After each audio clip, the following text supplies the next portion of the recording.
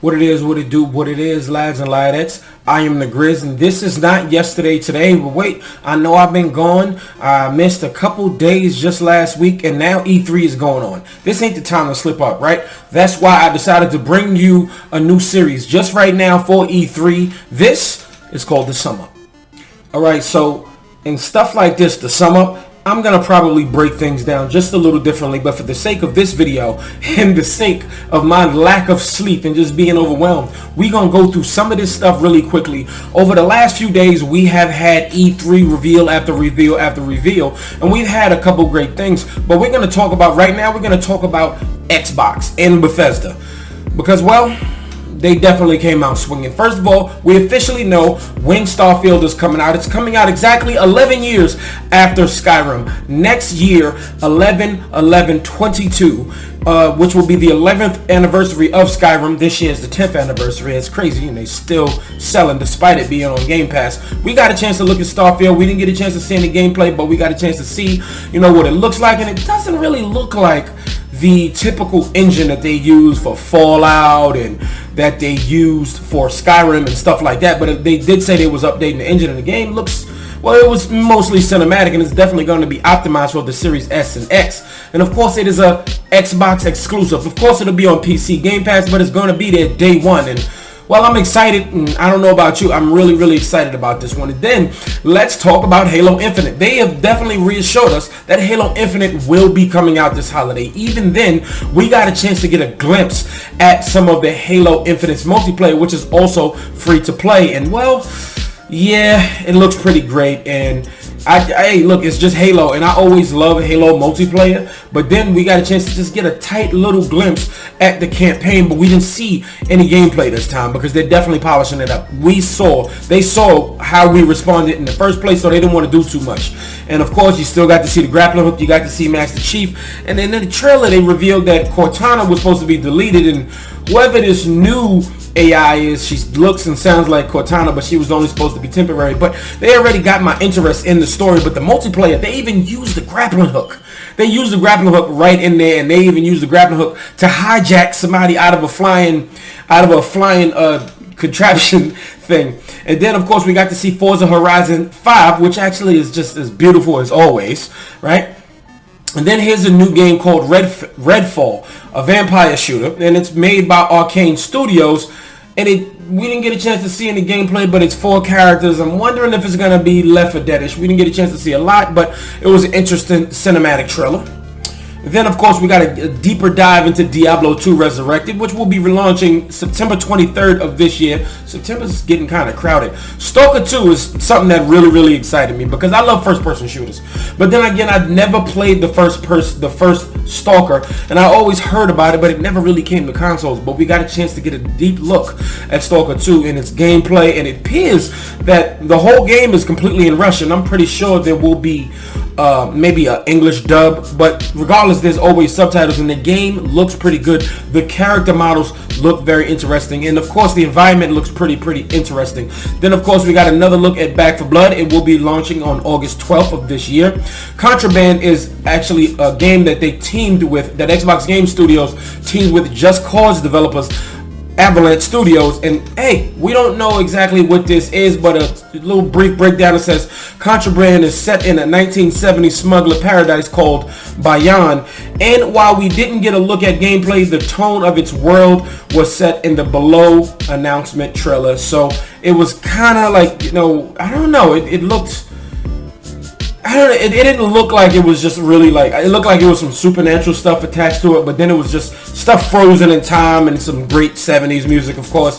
But it looks really interesting, but it's not a lot to go off yet. And then they had a really humorous trailer for Outer Worlds 2 where they made fun of themselves not even having anything to show you. But they said, we don't even have anything yet, no story, no anything yet, just this pretty stuff here. And then we just got the title, and it just said the Outer Worlds 2, and it's actually pretty awesome. Oh, by the way, most of this stuff is going to be on Game Pass day one. Contraband, the Outer Worlds, Stalker 2, Game Pass day one, and this is really interesting. Then we got a Sea of Thieves trailer where Rare and Disney did a partnership, and now we got Jack Sparrow. We might not have Jack Sparrow in the movie theaters ever again, and it's good to see him in the game. They got Jack Sparrow and all of the villains. It's a story, pretty much story-driven thing for Sea of Thieves, and this is pretty interesting. I can't wait to see how this turns out. Yakuza Like a Dragon is now on Game Pass immediately as the presentation happened. And then we got a chance to finally get a look at Battlefield 2042 and all of its mode, chaos, and the tornado chase and all of the gameplay. Grappling hooks, because everybody's starting to get the gist that you need grappling hooks in first-person shooters. If you ain't doing grappling hooks, you ain't doing nothing in first-person shooters. That's just what it is at this point. And so I'm not going to front. It actually looks pretty fun, very chaotic with its various modes, and with over 100 people playing at one time on one map if you want on next gen. That's crazy, but it ain't for me. It ain't for me, but I know there's a lot of Battlefield fans out there, and I hope that y'all enjoy this. And then you have, forgive me if I butcher the name, Eiyuden Chronicle 100 Heroes delayed. Now it is going to 2023, and it is also going to have a spin-off and stuff like that. So hey, 2023, it's fine. I do believe this is, yes, this is the Suikoden spiritual successor. So shout out to y'all if y'all are Suikoden fans. Okay? Then you got 12 minutes, and it comes out August 19th, and it looks like a game where people, I don't really know, it looks like one of those interactive games, really story interactive games, and Willem Dafoe is even in it. Psychonauts 2 is officially announced for August 25th, and I've never played Psychonauts, but it looks like one of those Mario style platforms, but it has a little bit more personality. That's what I've always known and what I've always seen about Psychonauts. Then of course we have the Microsoft Flight Simulator, which will be only on Xbox Series X and S, of course, also with the PC on July 27th, and it also comes with a Top Gun themed expansion. Yes, Top Gun, like the movie. And then Age of Empires 4 will be coming out October 28th. Then Doom Eternal is coming to Xbox Game Pass alongside the next gen upgrade, and it's funny, I thought that was already on Game Pass. I have the game, but I played it on PC. I don't know what that means. Maybe they just re-optimizing it. Then Fallout 76 has Steel Rain DLC, and that's coming out July 7th. Expeditions to the Pit will be arriving in 2022. It's crazy how they keep supporting that game. Hey, don't give up on it. We just keep pushing. The Elder Scrolls Online, it will have a console enhanced edition June 15th. Party Animals, which looks like a fun kind of a family fun group game, that will be coming out next year. Hades is officially coming to Xbox and Game Pass August 13th. I knew I held out for a reason. I knew it was coming to Game Pass, and I will officially finally be playing Hades. And then of course you have Somerville, a side-scrolling game, and once I looked at it, I'm like, yeah, this looks like the people that made Limbo and Inside. But then there we go, played that. It's what it is. The game ain't for me, but these games always look pretty good. And here's a Plague Tale Requiem. It's the sequel to a Plague Tale of Innocence, whatever it was called. This game always looks pretty interesting. It was more of a cinematic trailer, but hey, Plague Tale got mad awards, and I really can't wait to see more of it. And of course we got an extended look at Far Cry 6. Now Far Cry 6 always intrigued me, but it never holds me. But when you got like a jetpack that shoots rockets out of it, and alright, color me interested, but I can't promise that I won't really jump on this game right away. But what I will say is they have an interesting expansion pass. They always know what to do with these expansion pass. The expansion pass is always very different from the core game. There is something in the expansion pass where you get to play as the previous 3 villains. Yes, Voss, Pagan Men, and Jacob Seed, I do believe his name is. You get to play as all of them from their perspectives and get a bit of their backstory. That is dope, honestly. Voss being one of the better video game villains, you really get a chance to see stuff from his perspective, and that's really awesome. You got Slime Rancher 2, Xbox exclusive, Game Pass day 1, and then a snowboarding game comes out in December of this year. It's called Shredders. Sure. Atomic Heart is also coming, and I've been excited for it because I love first-person shooters, and guess what? It comes to Game Pass day 1. No release date yet, but it looks absolutely amazing. And then, of course, you get... This stuff really excites me because you also get Ascent, which is the Cyberpunk game that we really need, and I was really excited. And then they get in a Grounded update where you get to fight a bigger spider, but if you have arachnophobia, put that feature on and it's just going to be a blob. And the trailer was really humorous. I love the way Xbox is doing stuff. You can't say much about Xbox anymore at this point. They coming at you with the games, and there's still more stuff that they didn't show, like Avowed, really. We didn't see that at all, and that's coming out. Contraband is exclusive. Starfield is exclusive. What?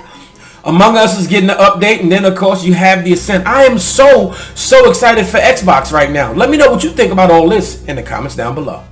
So Summer Games Fest kicked off everything just last week, and hey, they just really came out swinging because we finally got a chance to see Elden Ring. And I gotta tell you, I'm really excited for Elden Ring. Not to play it because y'all know me. I ain't got time to be trying to get good at games and get nice and all of these super difficult Souls-like games. I'm excited for the Souls community because I know how excited y'all are. And if you love Game of Thrones, George R.R. Martin is behind some of this. The game looks absolutely amazing in its open world. And if you want to play by yourself or you want to play with people online, you get to do it. Do you even have mounts that could somehow climb mountains? It's in a Dark Souls type universe, so it wouldn't put it past it. It looks really great.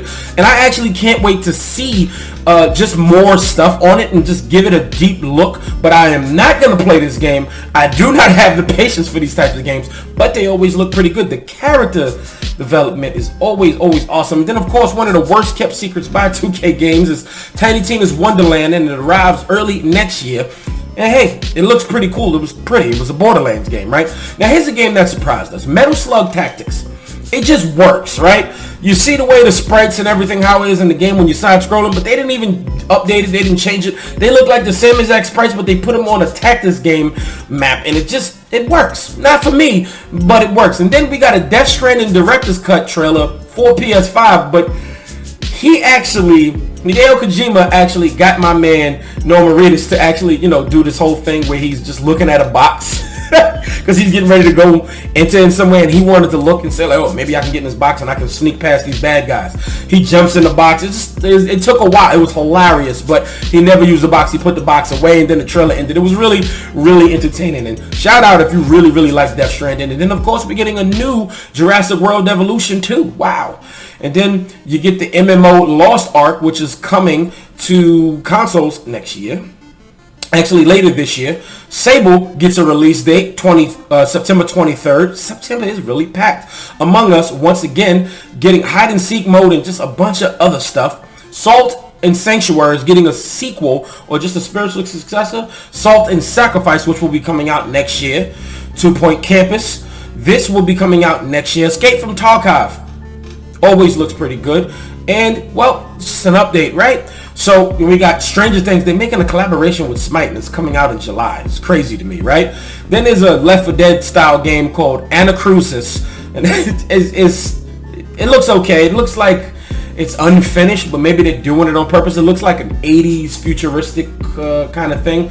Coke Media, they got a new painkiller game coming out. A Vampire Masquerade Blunt Hunt. It's a multiplayer version of Vampire Masquerade. Well, while that's delayed here, this will give you a little something. Now, here's something I'm actually excited for. Tales of Arise. I tend to love JRPGs, not because I play them and finish them, because I love anime and I like stuff that looks pretty and colorful. And you got these guys with these big, huge, flaming swords. Yeah, I'm going to buy this game. And this also comes out in September. September is crowded. I gotta pick one. And if I'm picking Tales of Arise, ain't no space to play any of these other games. I'm gonna play Tales of Arise, and I'm gonna try my best to beat it. I'm gonna stream it a little bit, but let's be real. This game is 90 hours. Don't even count on your boy finishing this game. I'll do my best, but I will play the crap out of it. I feel like if I play 40, 50, 60 hours, that's enough. Because I played like 40 to 50 hours of Tales of Vesperia on the Switch, and I absolutely love what I played. And I was like, all right, it feels like you're stretching it at this point, but it is what it is. I'm not the JRPG guy. Maybe I will go. I still have Persona 5R, and I haven't made it past the 10-hour mark, and I still got 80 to 90 hours left. Come on, let's just be real here. I'm not the JRPG guy. I'm the JRPG appreciator. Let's be real here. But this actually was all pretty good. So Eidos Montreal is showing us an official new game, and no, it's not another Deus Ex. It is the Guardians of the Galaxy.